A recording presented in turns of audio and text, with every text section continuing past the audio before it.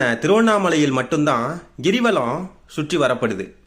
இந்த கிரிவலத்தினுடைய மகிமையை பற்றியும் கிரிவலம் சுற்றி வந்தால் என்னென்ன நன்மைகள் நடக்கும் என்பதை பற்றியும் அந்த கிரிவல மலை உருவான விதத்தை பற்றியும் இந்த வீடியோவில் பார்க்கலாம் வாங்க. இப்போ நீங்கள் பார்த்துட்டு இருக்கிற இந்த அர்த்தநாரீஸ்வரர் திருக்கோயில் கிரிவலம் சுற்றி வரக்கூடிய அந்த பாதையில் அமைக்கப்பட்டிருக்குங்க. இப்போ நீங்கள் பார்த்துட்டு இருக்கிற இந்த மலை தான் திருவண்ணாமலை.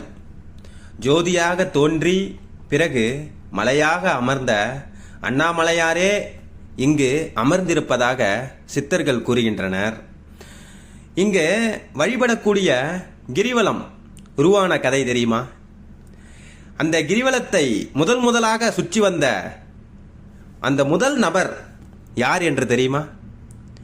அது வேற யாரும் இல்லைங்க,